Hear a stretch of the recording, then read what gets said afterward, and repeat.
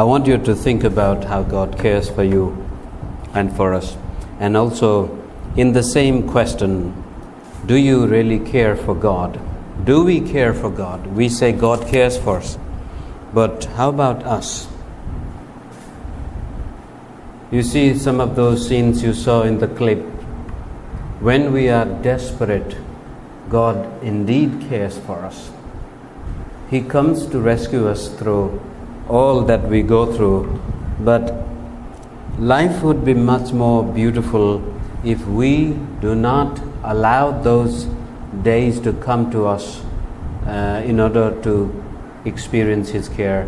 When things are going smoothly, when things are moving smoothly, when we care for God, He will care for us in such a way that we will not have to shed tears in life too much, of tears of sorrow, tears of sadness, tears of loneliness, tears of fear.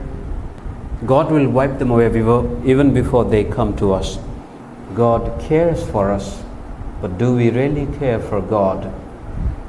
Do we care to read His Word? Do we care to pray? Do we care to come to church, for example, as we see today? When we come to church, when a church is small, there are only few members, and when we all have the care for the church, we want to come and help each other. But when we don't care, and we don't care whether someone comes to church or not, when we don't care for God, we don't care whether to read the Bible or not. When we don't care for God, we don't care to take a moment to pray. We simply are so busy in our self-centered life. We are so busy focused on ourselves, our problems, our desires, and our wishes and wills. The sad thing is, when we so much focus on ourselves and become so self-centered, we do not have all the power and ability to take care of ourselves. We cannot fix our life by our own strength. We will have to come to a place where we will depend on God. We will have to come to a place where we say, God, I can't. And God is so loving, so kind, so gracious. He will never say, oh, you didn't care for me and I will not care for you. He will never say. He will always come to rescue us when we find ourselves in a desperate situation. When life becomes so tough, at that time when we cry, He will come. He will never say, why didn't you care for me? But the fact of the matter is, if we care for God when things are good in life, He will be always with us. We will never feel His absence in our life. We will never feel that we are lost or abandoned or helpless or lonely, because He will be always with us. He will be there to lift us up when we fall down. He will be there to wipe our tears. He will be there to strengthen our hands. He will be there to give us company when we need Him. So my message today is, let us care for God when things are good, so that when things go bad, He will definitely care for us long before we even come to call Him. The story is today from Gospel of Luke chapter 18. I think you know the story of blind Bartimaeus. Some call him blind Bartimaeus. Some called him just a beggar. Some say he even had some companions. Matthew says there were two. Mark says his name was Bartimaeus, or son of Timaeus.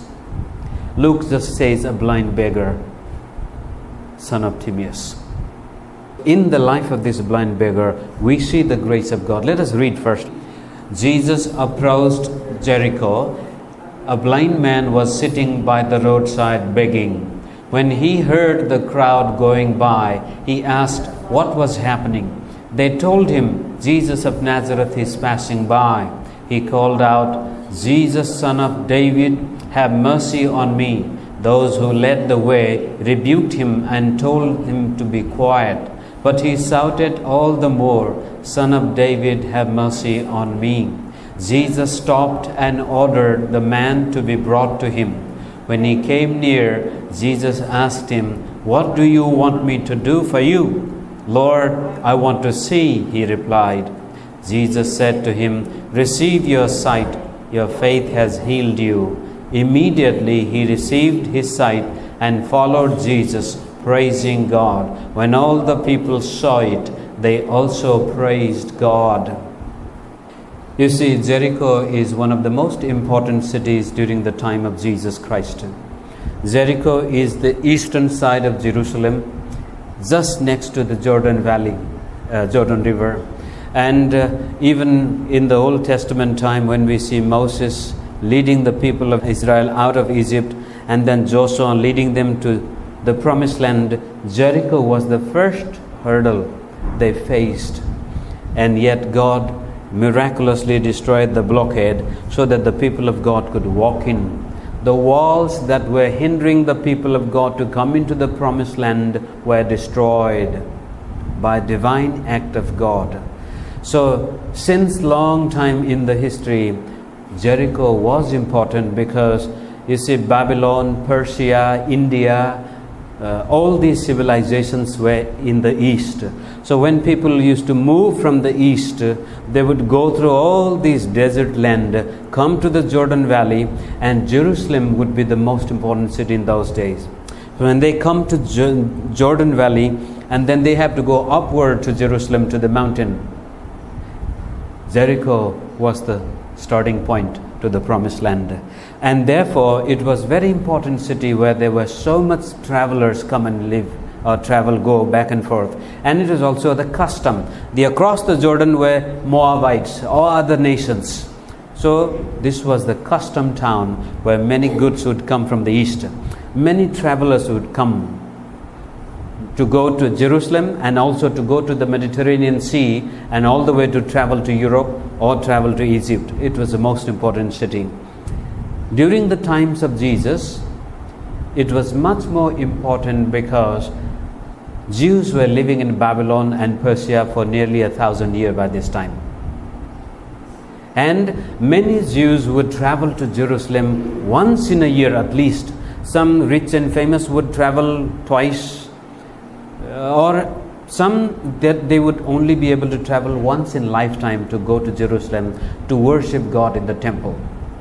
Because the Jews were living in exile, in captivity, but then they settled, they become citizens of Babylon, they become citizens of Persia, but they never forgot God. They always wanted to go to Jerusalem to worship God. So when they would travel from Babylon, from Persia, they would come to Jericho. And this time, just about 100 years before Jesus Christ, there were rulers called Maccabean rulers. The Maccabean rulers also had built this city, built many palaces. And then during the times of Jesus, we know the Herodian kings were there. The Herodian palaces were also there. It was a very luxurious place at this time. It was a place of sensuality, very sexual immorality, all kind of corruptions and vile things also were taking place. As we see in the Old Testament also, we hear the name of Rahab the prostitute. It was a place of sensual pleasure. We call it Sin City. So when the travelers would come to Jericho, they would be so happy that, oh, we have now crossed the Jordan River, come into the promised land. But when they come to Jericho, they still see this mixed population, Gentiles and Jews living in all kind of immorality. So as they come out of the city, they leave the city behind and then they move towards Jerusalem, then they will feel, wow, finally now I am in the promised land. So you see, there are beggars sitting at the roadside. A blind man was sitting by the roadside begging. When he heard the crowd going by, he asked what was happening. They told him, Jesus of Nazareth is passing by. Now, this man is sitting at the outside of the city, not to the entrance, but to the exit towards Jerusalem. So, when these religious pilgrims from distant land would come to Jericho, they would be so disgusted with the city, but which they had seen in Babylon also. But they once come out of the city, they go just as they face the way towards Jerusalem. There would be many beggars sitting by, because these beggars also know how to attract the customers. They'll be wearing their Jewish cubs and traditions and all. So a Jew cannot see a fellow Jew begging, actually. They would somehow have to give them the alms. Alms giving is the most important, one of the most important aspects of Jewish religious life. So these beggars will look like Jew, and these Jews would come from distant land to worship in Jerusalem. When they pass this city, they see these helpless Jews and they would give whatever they can. So many beggars. Luke only says one, but Matthew says two, and there would be many. And this was a blind beggar sitting by the roadside. As these crowds of people are coming, today is something unusual. Other days, this beggar would know maybe 10 people come together, some horses or some camels or some mules would come. But today there were no camels, no horses, no donkeys, nothing, but a huge number of people going. And Jesus has gone to a distant, because it looks like the crowd was following Jesus. And he says, maybe he was a blind man, so he asked someone, what is happening here? Why this many people are going out of the city today? There is no festival, no political activity, no nothing there was. What is wrong? What's going on? And the people say, don't you know, blind beggar, Jesus of Nazareth is passing by. Most likely at this time, Jesus is going to Jerusalem to be crucified. This was his last journey. All the way he came from Galilee, now he is passing through Jericho, going to Jerusalem to be killed. So this was the last chance, actually. When they said Jesus is passing by, this blind beggar could not keep quiet. Somehow deep within his spirit he realized that now or never.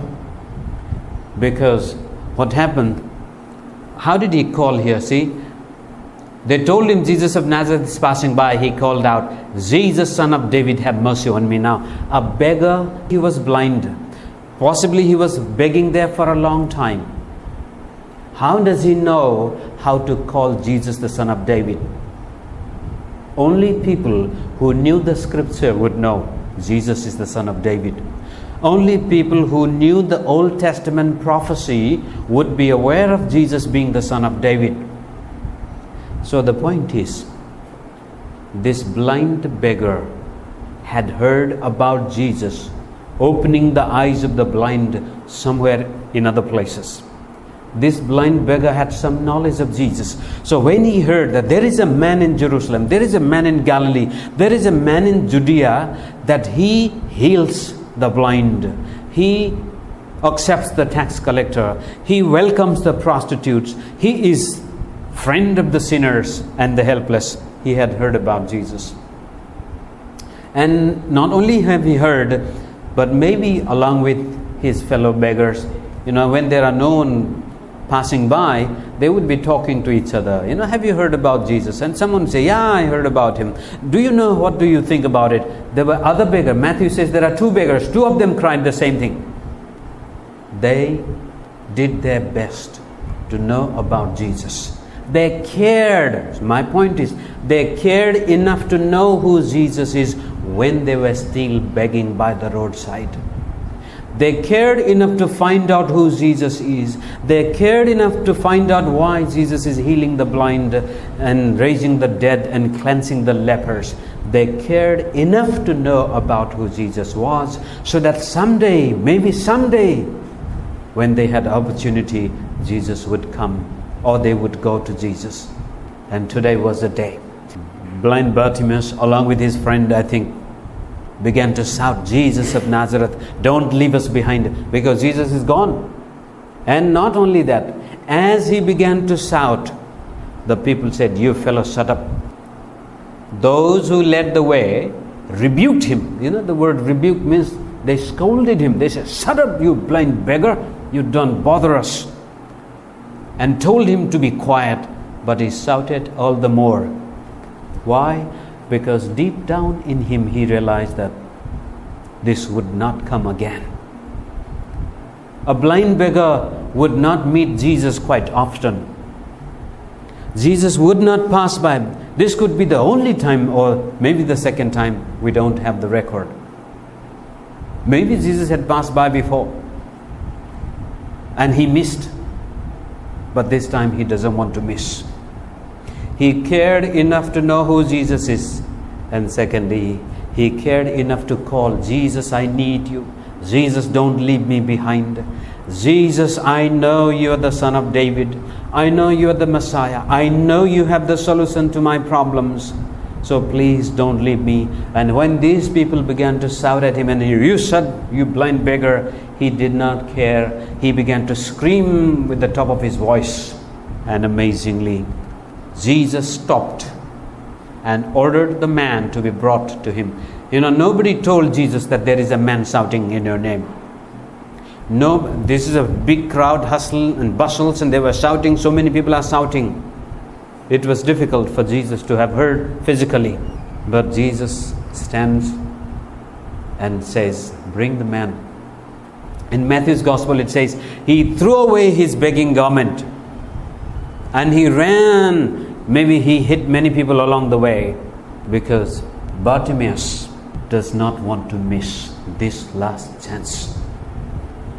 God does not always come by, actually. He gives us plenty of opportunity. We do say God is a God of second chance. But if we miss the chance that God intended for us to call, the grace of God works like this. By grace we are saved, the Bible says, through faith. Now, by grace through faith means, by grace you will bring, suppose Jesus is coming to Jericho. That is the act of grace of God. Jesus is passing by the same gate where this blind man is sitting. That is the act of the grace of God. And Jesus is just past, not so distant, and suddenly this man has this idea to ask who this is. That is the grace of God. And then someone happens to have enough time to tell him that this is Jesus passing by. That is the grace of God. And then Jesus hears his voice and stops and calls him. That is the grace of God. But it was Bartimaeus' decision that would make all the difference. What did he say here? When he came, what do you want me to do for you? It is the decision that Bartimaeus makes will either change his life or not change his life. God will never force on our throat his life, his healing, his deliverance, his blessings. He will always bring us to a place and a position to say, yes, Lord, I need it. You see, the grace of God is moving in all directions in the life of Bartimaeus, and Jesus asks us, what do you want? Not that Jesus doesn't know in his heart. He wants us, those who read the Bible, will know that unless you make that commitment to come to Jesus, unless you make the commitment to say, I need you, Jesus, unless you make the commitment that, Lord, this is what I want you to do in my life, He is not going to force His way through in your life. He will not. If He wanted to force, He would have come by and said, come on, Bartimaeus, I want you to walk with me. He could have done it. But God wants us to see how much we are made in the image of God, how much we are not robot or machines, how much He respects our will, our decision, our freedom, because He made us in His own image, and He respects our free choices. And He will not cut across your choices. He will do all within His power, within His freedom, to make you to understand the grace of God. But it is your faith that will channel the grace into your life. So we see this Bartimaeus, who cared enough to know who Jesus was, who cared enough to call upon Jesus, who cared to shout at the top of his voice, and who cared to defy those people who were challenging him to block him to meet Jesus. He had to make the choice. Sometimes to make that choice, there are many things the devil will throw against. You will not be able to make that choice. The devil's greatest fear is that you will make a choice to follow Jesus. Devil's greatest fear is that believers will decide to follow Christ no matter what in their life. So Bartimaeus was hindered by the people who were making a way for Jesus. Some of them were disciples of Jesus. They were supposed to bring people like this to Jesus, but they were blocking these people to come to Jesus. Sometimes Christians become the greatest blockade for the people to come to Jesus. Even in our own life, because of some bad Christian example, we ourselves were offended or stumbled. And because of our bad examples, we cause others also to stumble and fall. And we need to therefore be watchful, be careful how we live, how we deal with people, how we approach in life, how we set the good example. Bartimaeus was blocked by the disciples of Jesus Christ. In our own life, maybe some Christians did something terrible to us. Maybe our own family members did something terrible to us. Maybe our friends did something terrible to us, and we sometimes are tempted to give up everything in life. But Bartimaeus never gave up. He said, I don't care if you sort me out. I don't care what happens. Today is the day. I would not let Jesus pass by today until I hear him call my name. And Jesus said, bring this man to me. And ask us, what do you want me? Bartimaeus, what can I do for you? He says, Lord, I want to see. Lord, I want to see. You see, in life, the blindness of the physical eye is not so painful. It is the blindness of the spiritual eye that is so dangerous. That is when Jesus in John chapter 9 also heals a blind man. And then he uses that as an example of how blind the people are. He said, I wish you were literally blind. Then it would not be held against you. But you think you see, but how blind you are, you don't know. Here, Bartimaeus says, God, not only my physical eye, I know you're the Son of David. I know you're Messiah. Open my eyes. Let me see life in you. I want to have life. I want to see life. Maybe he was a middle-aged man by this time. His life was gone. He had to depend on someone's mercy for the rest of his life. His name is Bartimaeus, which means son of Timaeus. People knew maybe his father was a famous man, but he gave up. He abandoned him. You know, those days when your child is blind or lame or dumb or deaf, many people just abandon those people. It was some sign of curse or something. Timaeus had abandoned this man. Therefore he said, Lord, I want to see. I want to see. That's the greatest prayer you can pray in your life. Lord, I want to see.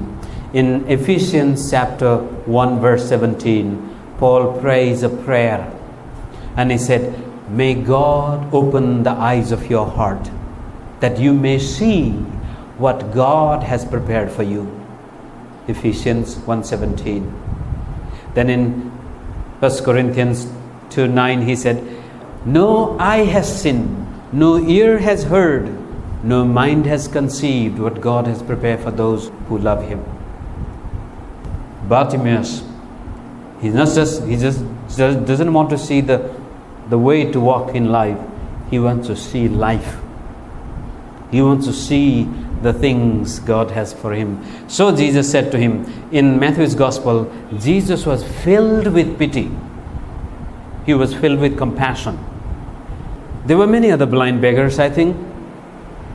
But Jesus felt compassion on Bartimaeus because this Bartimaeus was not looking for physical sight alone. He was so desperate to know the Son of David in a personal way. So with his compassion, he said, receive your sight.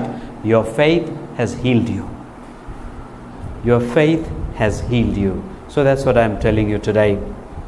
God is gracious. His grace is so superabound. We can never comprehend the grace of God. But it is your faith that will make that grace available to you or not. You can live without faith, live in the grace of God, and yet die.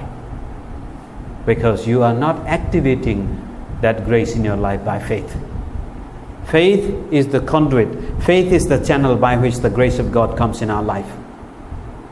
Bartimaeus had great faith. He had no doubt who Jesus was. He had no doubt that Jesus is the Messiah, son of David. And therefore he said, have mercy on me, David, son of David. If we believe in the Son of David, the way Bartimaeus believed, if we know that if Jesus could come by in my life, if only Jesus could pass by in my life, if Jesus could hear my cry, I'd be healed, I'll be delivered, I'll be redeemed. Like the woman who was having 12 years of flow of the blood, the issue of the blood. She had spent all her savings and money and everything. She had become so desperate and destitute, homeless, and because her condition has worsened. But someday she heard that Jesus was passing by. He was going to the home of Jairus, and she heard Jesus is passing by, and she said, no, today at any case I have to touch the hem of his garment. If only I can touch the corner of his clothes, I will be healed. That is what the faith of Bartimaeus is. If only I could call upon Jesus when he passes by this place, I would be healed. So he said, Son of David, have mercy on me. What do you want, Bartimaeus? I want to be healed. Jesus said, receive your sight. Matthew's gospel said, Jesus touched him. He was so moved with compassion, he touched and said, receive your sight, Bartimaeus. Your faith has healed you. You're whole because you believe in my grace. You receive my grace by your faith. Receive it as much as you need. It's abundant. Superabundant grace of God becomes ours when we reach out to him by faith.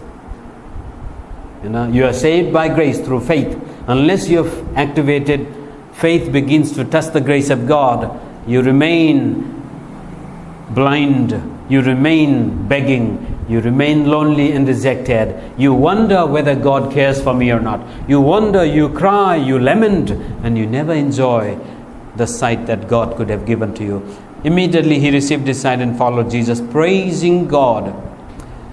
When we receive the grace of God in our life by faith, we will be people of praise.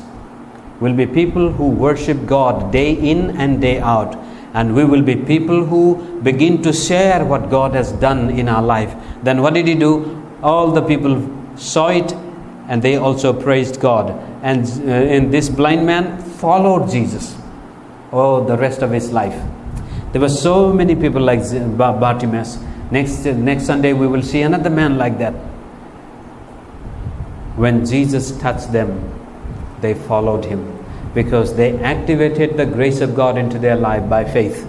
And they could not keep silent. They could not be discouraged. They could not be stopped by anybody else. So today I want you to ask yourself, do you enjoy the grace of God in your life? If not, where is your faith? Do you have faith in the Son of David the way Bartimaeus had? Do you reach out to Jesus in faith, saying that if he hears me, I'm well, I'm whole, I'm healed, I'm complete. If Jesus comes in my life, everything is all right. All I need is Jesus, nothing else. Do you say that? If you say, you are not going to be sitting for a long time in that place. If you say like Bartimaeus says, if only I could call upon Jesus and he hears me and he calls my name and he touches me, my life is going to be different. You will not be sitting by the roadside begging for a long time. No matter how bad your past experiences may be, no matter how sad your life might have become, if only you could call on Jesus when he is passing by, he will make you like the man who jumps and shouts and screams and follows Jesus along the way. Goes to Jerusalem only to see Jesus paying for the penalty of his sin, of course. And he would have become one of the greatest disciples of Jesus Christ. In heaven only we will know what Bartimaeus was like after he was healed. So let us think about today's passage. God cares for us. Do we care for him? Bartimaeus cared for Jesus when he heard about him. To read, to understand, to ask questions, to do everything possible within his power to know about Jesus. But he could not heal himself. Bartimaeus could read about Jesus, or ask some people to read him. Bartimaeus could ask others where Jesus is, how was. Bartimaeus could even know by visiting the temples areas or the synagogues and different places. Bartimaeus could do all these things, and he did it.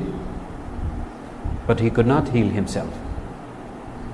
And that is why Jesus stood and gave him his divine grace to heal him. We also need healing, but sometimes we do not care to do what we can do. We can read the Bible every time you have free time. Pick up the Bible. You can pray every time you have free time. Spend time with Jesus, no matter how long you have. You can do that. When you have someone who comes to you visit, or you have friends, share the gospel. You can share the gospel. You can tell them the gospel of Jesus Christ. If you have few rupees in your pocket, you can help someone who is in need. You can do something. And when we can do what we can do, then He will change what we cannot change. He will do what we cannot do for ourselves.